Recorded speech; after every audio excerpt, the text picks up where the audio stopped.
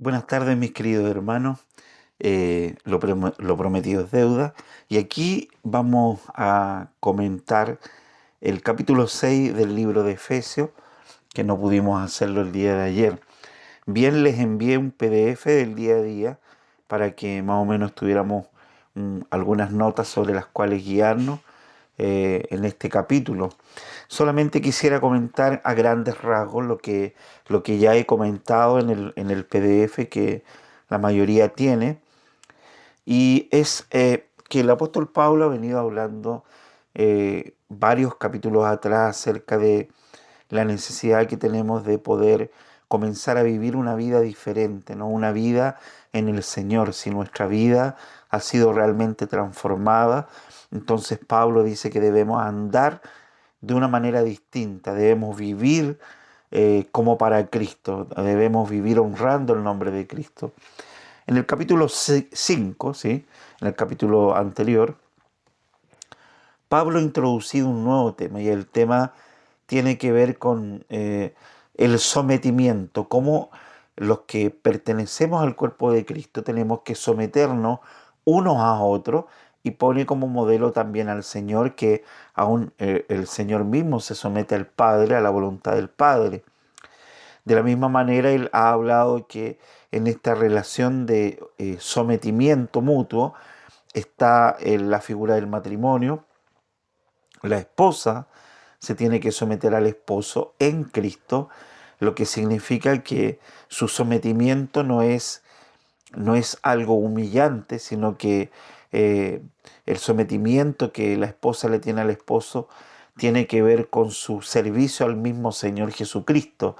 Todo nuestro sometimiento o toda la autoridad que nosotros podamos haber recibido de Dios en distintos roles que tenemos, es una autoridad que proviene de Cristo para la honra de Cristo mismo. Así que dijéramos que este mandamiento dado a la mujer en el capítulo 5, eh, como hablábamos ayer con mi esposa, es como si a ella tuviera que ayudarme, a mí como esposo, en la misión que Dios me ha dado. Nada más que esa misión que Dios me ha dado a mí es la misión de amarla y protegerla a ella de la misma manera en que Cristo amó y se entregó por su iglesia. Así que obedecer a vuestros esposos en todo tiene que ver con un amor mutuo que se deriva de una autoridad mayor que es Cristo mismo. Pablo ha hablado de la relación de la esposa con el esposo, de la manera en que el esposo debe amarla. También ha hablado acerca de los padres en este capítulo 6, de los hijos, de los siervos, en el fondo de todos nosotros.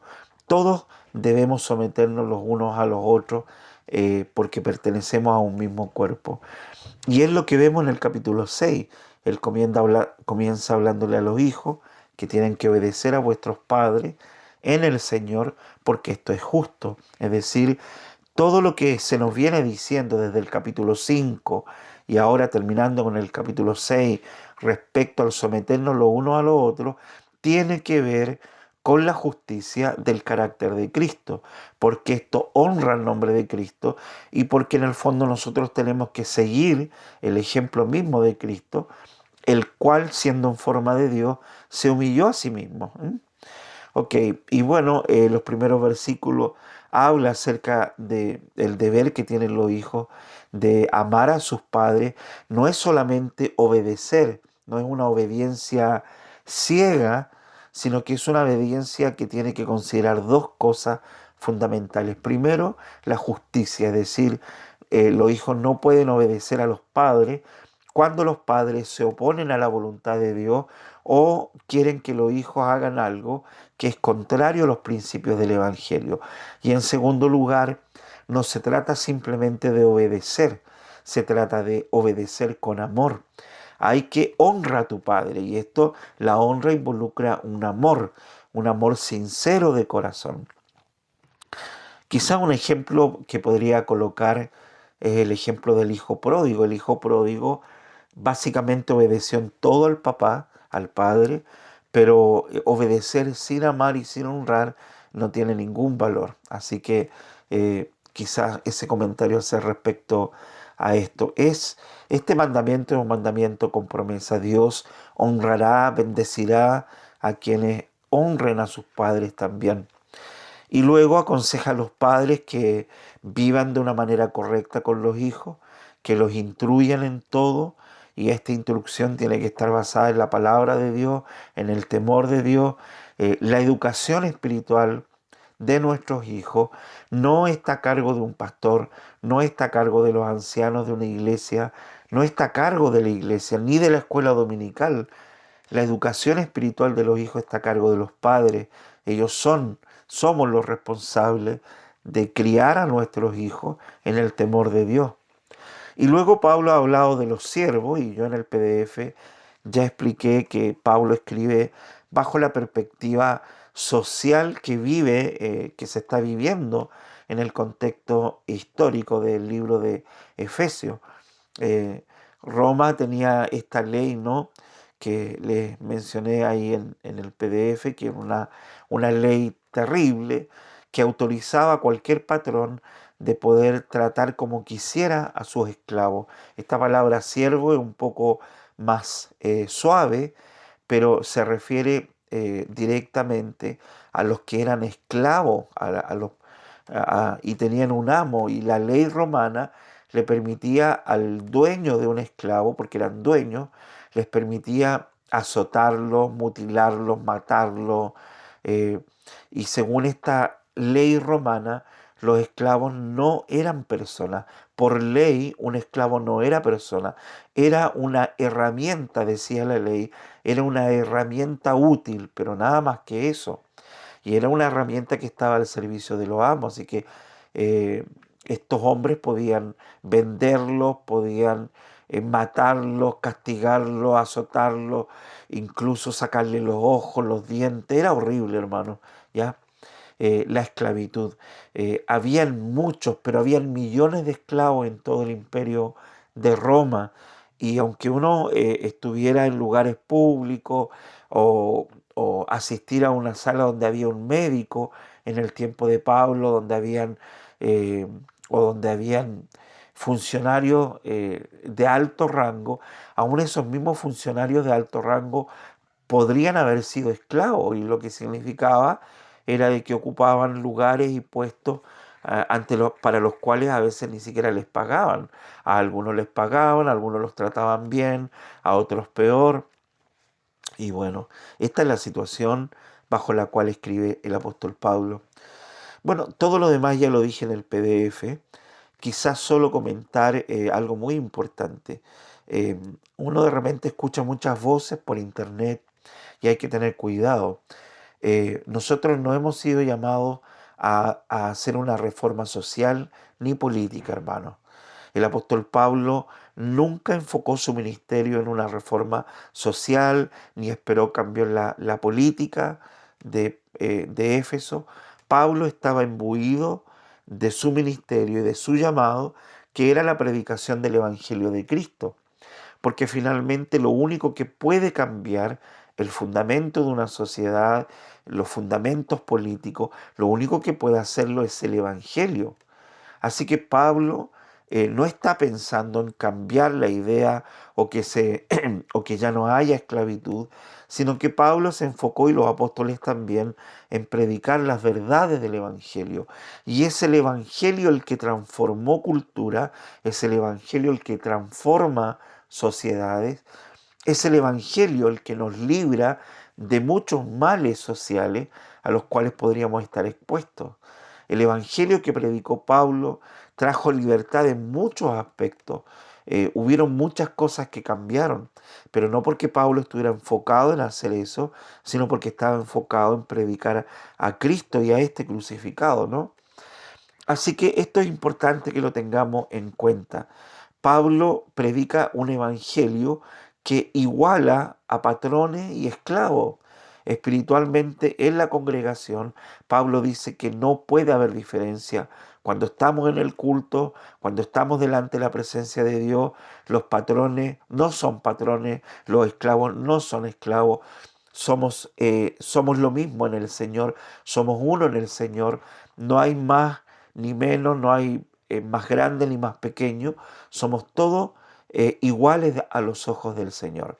Sin embargo, Pablo, y es importante también, Pablo no descarta la realidad social que se está viviendo. Pablo no dice ustedes no son esclavos, o Pablo no los llama a la rebelión, no les dice ya escapen de sus amos, todo lo contrario, les dice que tienen que cumplir como creyentes en su situación social de esclavo, tienen que cumplir correctamente con sus obligaciones, sin engañar a sus patrones, no haciendo las cosas de mala voluntad, sino como pensando que en ese rol que Dios les ha permitido vivir, que era un rol lamentable y degradante, pero aún en ese rol ellos debían honrar a Cristo, lo mismo que los patrones cristianos debían honrar a Cristo tratando bien a sus esclavos.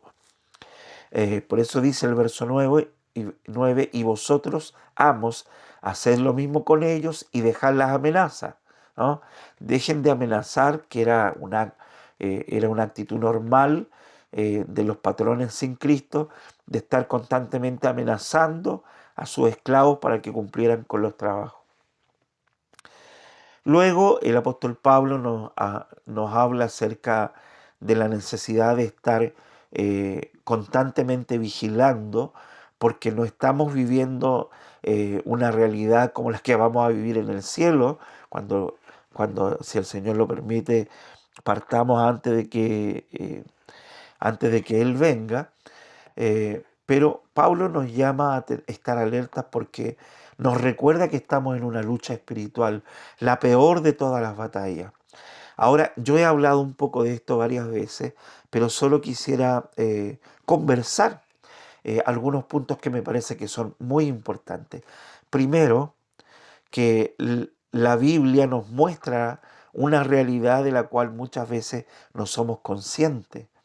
Lamentablemente vivimos nuestras vidas tan distraídas y tan absortas en lo que nos está pasando en el mundo, que no ponemos atención en el hecho de que todos los días estamos siendo atacados de una o de otra manera no solamente por nuestra propia carne que nos quiere destruir, el mundo que es usado por Satanás y Satanás mismo que nos lanza flechas venenosas, flechas ardientes para poder herirnos, para poder destruir nuestra fe, para poder desconectarnos de nuestra fuente de poder que es Cristo.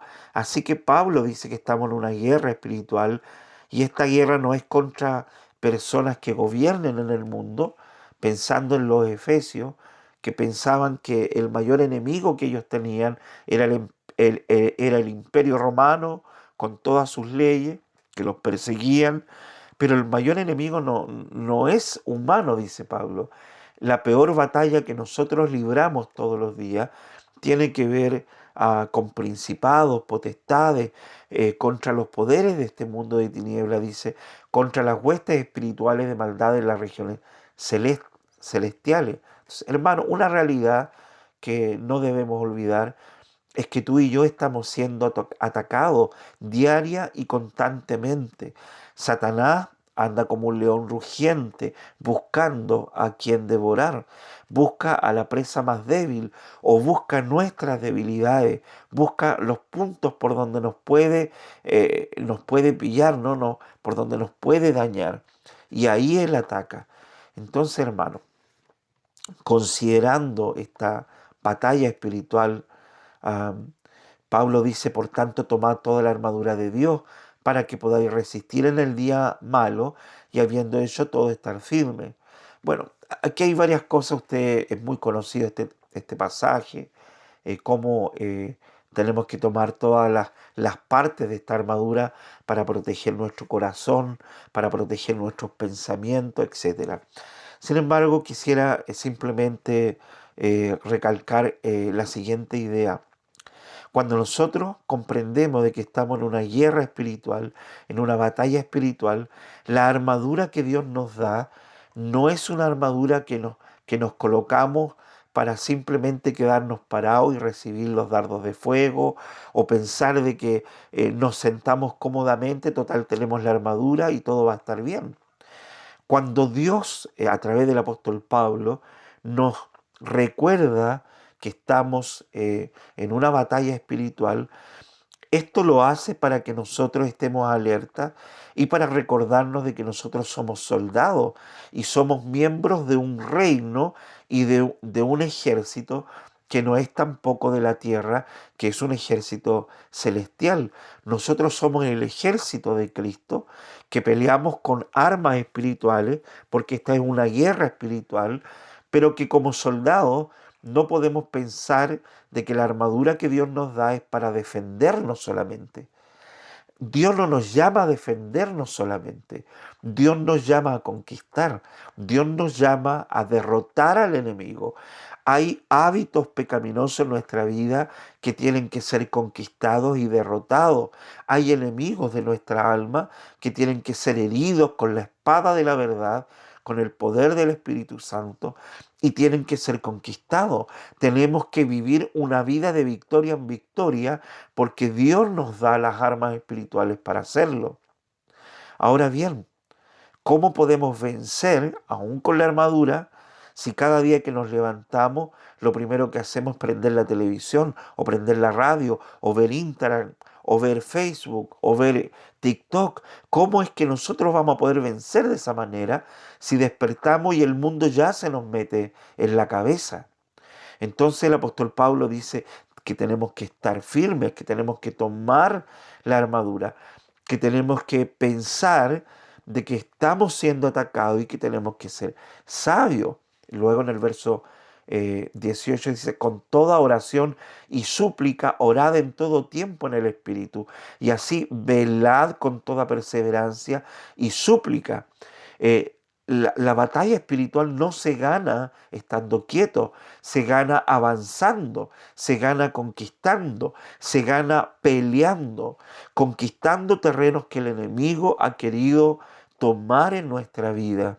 Hermanos, no somos llamados a defendernos del enemigo, somos llamados a conquistarlo, a conquistar cosas en nuestra propia vida. Seguramente tú y yo tenemos muchas cosas que conquistar aún. Tenemos muchas cosas y áreas de nuestra vida que están siendo diariamente atacadas y que tenemos que revestir con el poder del Espíritu de Dios. Revestidos con toda la armadura de Dios, dice el verso 11, para que podáis estar firmes contra las insidias del diablo. Satanás conoce nuestras debilidades. No solamente nos conoce, sino que él invade nuestra mente y nuestro corazón usando todo lo que hay en el mundo. Él usa la televisión, usa la radio, usa una revista, usa las redes sociales, sobre todo las redes sociales, para atacar y debilitar nuestro corazón. Así que si nosotros pensamos en que estamos a salvo de los ataques del enemigo porque tenemos esta armadura, yo diría que no. Primero porque Dios es verdad que ha provisto esta armadura, pero tú tienes que tomarla. Tienes que colocártela y una vez que te la has puesto, tienes que usarla. No puedes estar quieto, no puedes filtrar, no puede haber filtraciones en esta armadura. Así que cuando despiertas cada día, lo primero que debieras hacer es orar, es leer, es recibir el poder de la palabra de Dios, porque el Espíritu Santo va a usar la palabra de Dios para fortalecer nuestra fe. Así que hermanos, hemos sido llamados por Dios para pelear porque somos miembros del cuerpo de Cristo, y si somos miembros del cuerpo de Cristo, somos soldados del ejército de Cristo que van caminando al encuentro de la consumación del reino, de nuestro capitán, de nuestro comandante, y él, mientras tanto, nos ha dado poderosísimas armas para vencer, para conquistar, para destruir.